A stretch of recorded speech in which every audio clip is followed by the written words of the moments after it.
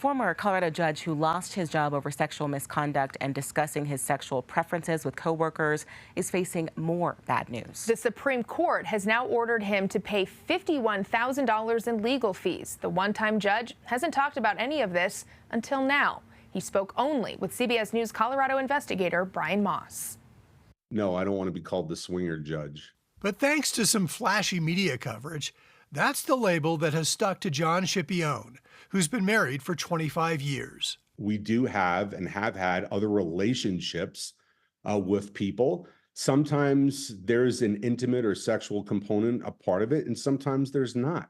Scipione and his wife consider themselves polyamorous, meaning they have consensual relationships with other people. We're just open to having experiences outside of the traditional confines of that. According to state disciplinary documents, Scipione discussed his sexual preferences and habits with a subordinate at work, which he now acknowledges was out of line. I made a bad decision. I used poor judgment.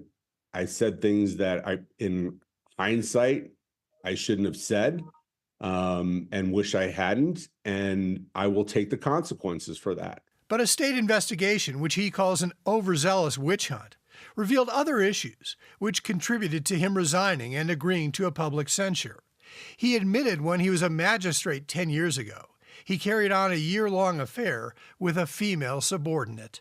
Isn't it inappropriate to seek a sexual relationship with your subordinates? Absolutely. 100%. It was a relationship in the workplace, plain and simple. And it was a mistake and it was wrong. Last month, the Colorado Supreme Court ruled Scipione should pay $51,000 in attorney's fees to the state to cover his disciplinary proceedings. The court agreed that Scipione used his position at least 3 times to seek intimate relationships with subordinates and discussed his alternative lifestyle of consensual non-monogamy with subordinates, asking one to help him use the Tinder dating app. It's a judgment. I'll have to pay it over my lifetime. I don't have $51,000. I'll take my lumps.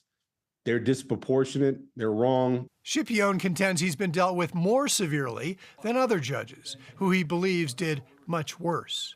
He believes it's the sexual component of his conduct that generated harsh punishment from the judicial branch. Did I make mistakes? Absolutely. Do I take responsibility?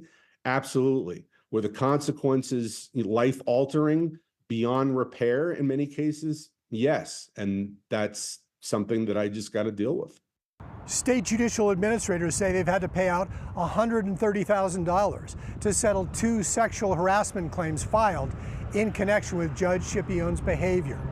Judge Scipione told me he considered himself to be a really good judge who was very fair. I'm Brian Moss, covering Colorado First. Well, Scipione says he is now overseeing mediations and arbitrations as he attempts to make ends meet.